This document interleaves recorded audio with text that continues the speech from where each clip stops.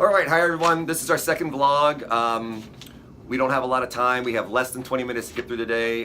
We have our sheets here, what we're going to go over from some of the questions, and then from some of your responses. You wanted to hear from both people. You wanted to hear from an old fart like me, and then you wanted to hear from a female version and a younger, sexier, better looking version than me. So that's what we're going to do. We're going to try to answer from two different aspects of that and give our own opinions on some of the questions you guys had. So I guess I'll go first because this one's directed towards me, I hope. It's starting CrossFit at an older age. And somebody wanted to know about the concerns of preparations, limitations, which is a great question. When you're starting at an older age, you have to go much slower than your younger counterparts. And really listen to your body, because at our older age, when we recover slower, we can't move quite as fast. The body doesn't respond like it used to. Mentally, we think it can, but physically it just doesn't happen. So you really got to take that into account. You cannot keep up with the younger people. You really can't even try. And they don't understand that until they make our age, to get to our age. So the preparation, yes, you may have to get to class 10-15 minutes early. The guys that I work out with are younger than me, and they always make fun of how long it takes me to warm up to be able to do the same thing they're doing. But you have to understand that and really work on that. Again, I don't think this one can answer that because she doesn't have that issue. But yes, it is a different, even starting CrossFit, you really got to take your time and move a little bit slower. Your gains are going to happen a little bit slower. You're not going to progress quite as fast as the other athletes out there. Hope that helps. Oops. But I do have, it is infinitely scalable, so don't come look at any of the workouts and think, holy crap, there's no way in heck I can't do that. You know, there's ways that we can scale it down, so if you are just out, starting out, you'll still get a good workout. Yep. Even if I don't understand the whole Yeah, she doesn't understand. And those of you who are my age know what I'm talking about. But that's a great question. Let's see. Oh, and there was another one about age. It's age and long-term recovery from injuries, fear of re-injury.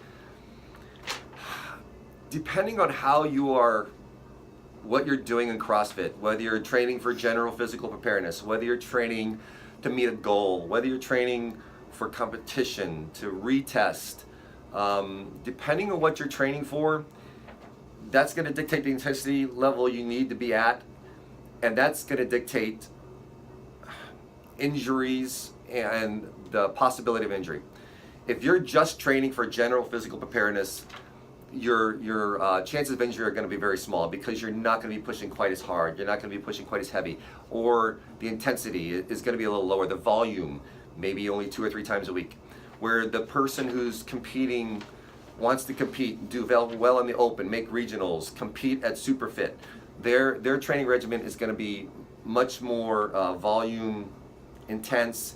They're going to be working out 4 or 5 times a week, maybe 6 times a week. So the chances of them getting hurt are increased. There's ways to mitigate that. There's stretching.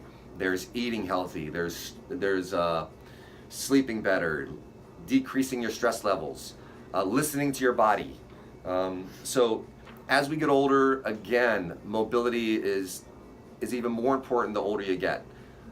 Some of the younger guys can come in, work out, and never stretch and be fine for a while, but even that can catch up to them. If you're a competitor, it's not if I'm going to get hurt, it's when. But one thing you can do is you can mitigate the severity of that injury by mobilizing, by listening to your body. You're inevitably going to have strains and pulls, and what you're trying to do is not get to the point where it's a total breakdown, where we get bursitis. It takes maybe a year to fully recover from. So it's listening to your body, it's eating healthy, but it's all goes down to your intensity level and what you're trying to train for. There's with the fear of re-injury, it's just starting back slowly. A lot of people get injured, they take time off, and, whatever the case may be. Don't completely stop coming to the gym, because of course you can work as someone who constantly has wrist issues and knee issues. You just work accordingly. If my knee is bothering me, I work upper body. If my wrist is bothering me, I work lower body. But coming back into it, you have to start slowly, rebuild back up. You can't jump back in where you were before. That's kind of how people re-injure themselves. It's like, oh, I can do this, and no, you haven't done it for 2 months because you've been in physical therapy or have been injured, and well, there you go.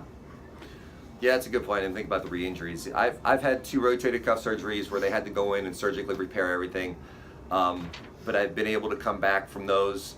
They take a while. You just have to be patient. You have to learn to listen, and it's a slow recovery. Again, because you're older, it might take a little longer. The young people can recover much faster, but it's not undoable. You can do it. What are you laughing about? Because I was saying no. It takes me forever to.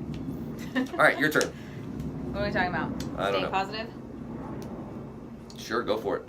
How to stay positive. That's one of the questions. So in tough workouts, I'm probably a good one for this because I'm bad at it. Staying positive is a mental game. It's working out. Yeah, you have the strength, you have the endurance, and you're able to do it. And then sometimes there's just days where you're mentally beating yourself up. I'm not as fast as this person. I can't breathe. My shoulder hurts. You're just in your head in regards to whatever's happening with that workout. And it really is, unfortunately, something that personally you have to overcome. And I know for me, mine is my breathing. I have athletic-induced asthma, so I go into everything like, okay, I can't push as hard because I'm not going to be able to breathe. So mentally, I've been focusing on, you're still breathing, you're still able to pick up the bar, you're still able to do a couple more reps, keep moving. And I do. So it's I think doing that and consistently doing that and seeing the positive reactions and being able to continue moving helps with that staying positive, not getting discouraged, and not comparing myself to everybody else. Like, yeah, it's fun, like when you beat somebody in a workout or you get a faster time or a heavier lift, but really the important thing is competing with yourself. Like, did you come in, did you PR from the last time you did it? Did you get a heavier lift? Were you able to sustain longer? For me with the asthma, able to breathe through the workout. It's stop looking at everybody else because everybody's different. Yeah, I think the big thing on that is people in the beginning phases of CrossFit and intermediate and even some of the advanced can confuse discomfort with pain. And that's a lot of times why a lot of people don't make it past that 3, 6, 9 month phase in CrossFit, because there's always that discomfort. But a lot of people confuse that discomfort with pain. It's not pain, it's discomfort. But so many people have never gotten into that position or put themselves into that discomfort phase. Somebody's pulling up and the dogs are going crazy. But yeah, I've done personal training with people who, as soon as you put a bar on their back, they squat. They've never done a full range of motion squat. Hey girls, stop it. But the full range of motion squat, they act like it's painful. It's not pain, it's discomfort. It's something they've never done before, and they equate that to pain, and it's not. In the beginning, you'll see people, and going back to that 3, 6, 9 month phase, when people realize that they have to push themselves into that discomfort level, don't have to, but that's one of the things that we do in CrossFit, and that's why it's so effective, is that in CrossFit, we take ourselves beyond a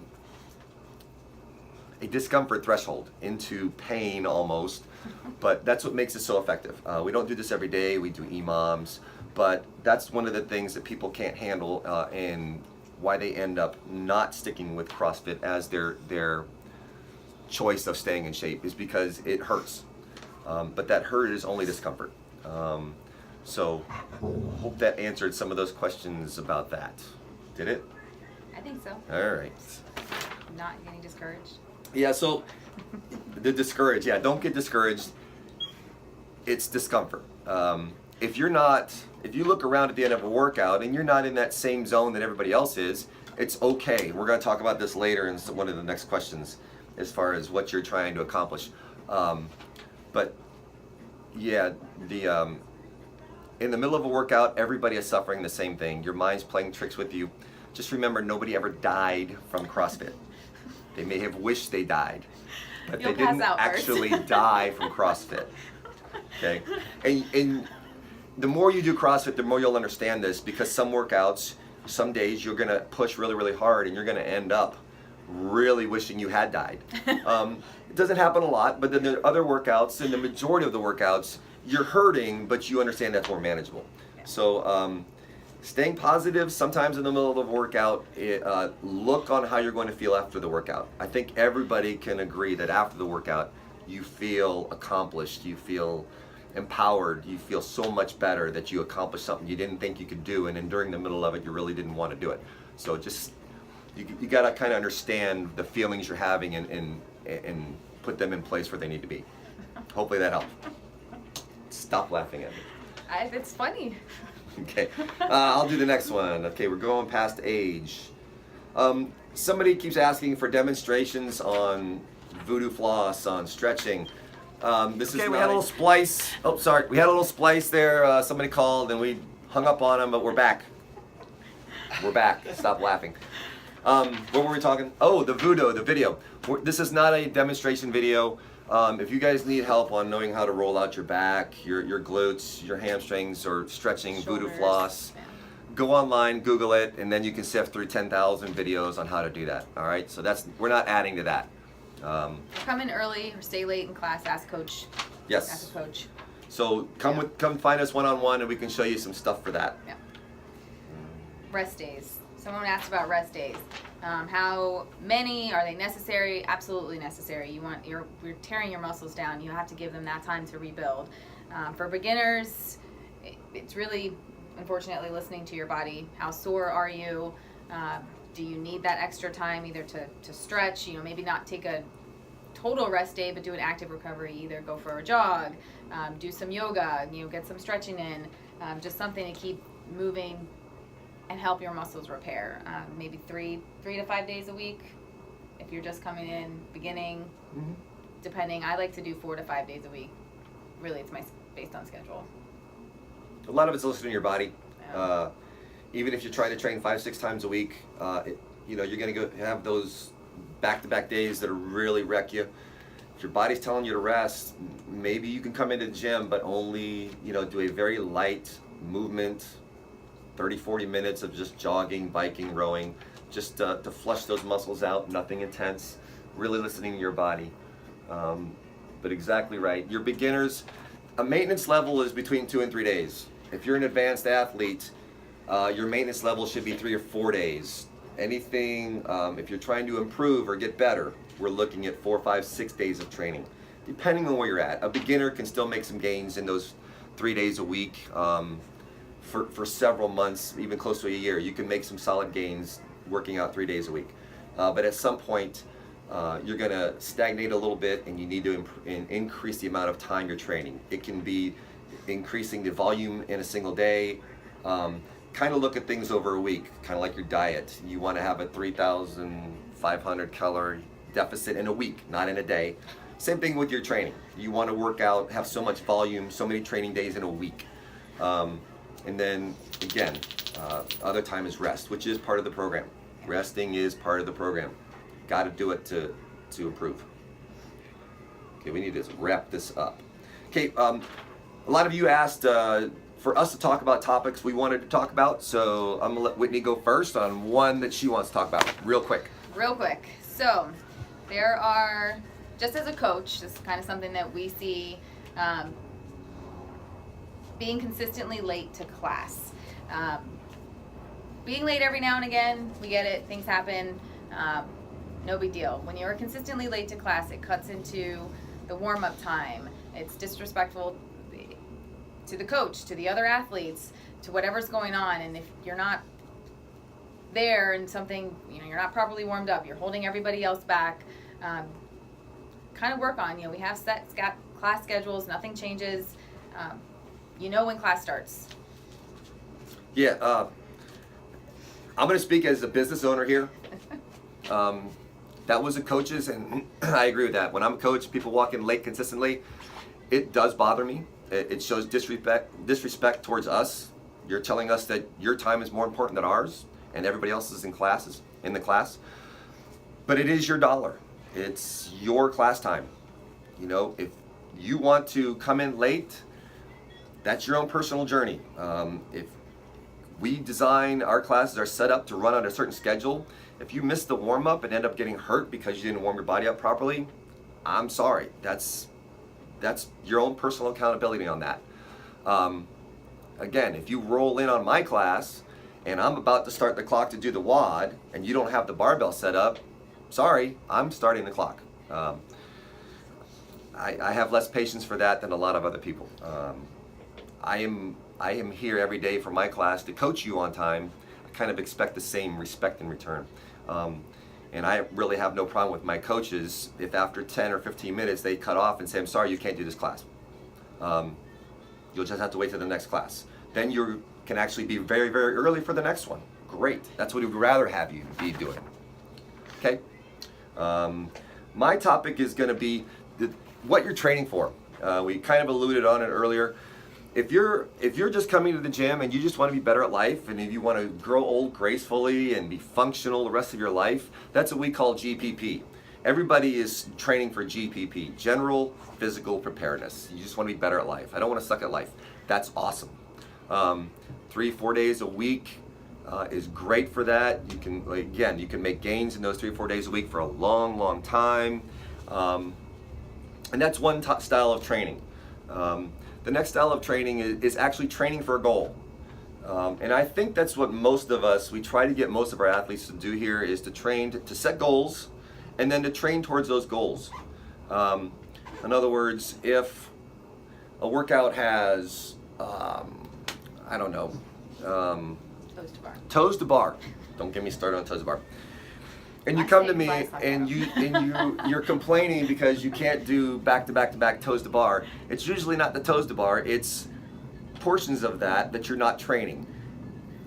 If every day you're coming in and you're competing against somebody, I see this person score and I want to beat it, and that's all you do is you're doing a double kip and you're not working on the single kip, then great. You're not training, you're competing. Training is having an end goal in mind for yourself and training during that workout to get better at that movement so that later on you're foregoing today's score to have a better score 6 months from now. And what I mean by that is the toes to bar. You all know what a double kip is. You're working your kipping. And if you're not working the kip to get if you're not bettering your kip and you're double kipping to get a toes to bar, you're doing it RX, great. But are you getting any better for 6 months down the road? Not too much. You can get so much better by maybe doing knees to elbows or toes to eye level. Single kipping, working that single kip.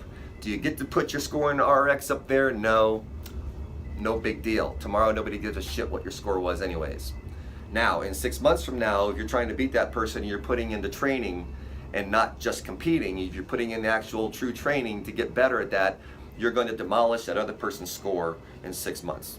I hope that makes some sense. There's also testing, okay? Testing is a little different. If you're testing to beat a score you set previously, like Randy today, then that's when you can kind of forget the training and just go hard. Do what your body can do because you're kind of testing to see what the training, hopefully you've been training, and that's when we kind of see if you're training correctly or competing every day. If you're beating old scores, then you've probably been doing some training. If not, then you've been competing the whole time and not putting any real work in. And then we have getting ready for the open. Oh my God. Please do not come to me when the first WOD of the open is announced and say, how do I get a toe to bar? Or how do I get a bar muscle up? Too late. I'm warning you now. Now is when you need to start training. This is August. You have about 6 months until March to train. Not compete, to train to get better at those movements. Okay? Again, when you come to me when the open workout is announced and ask me how do you get a bar muscle up, I'm going to say you should have started that back in August. Can't help you. Every year we get the same thing. So, you kind of know the difference between general physical preparedness, training to be better at life, training to be better at or to achieve a goal, and to be better at CrossFit and to compete and testing. So hopefully you learn a little bit about those differences and how to train on those.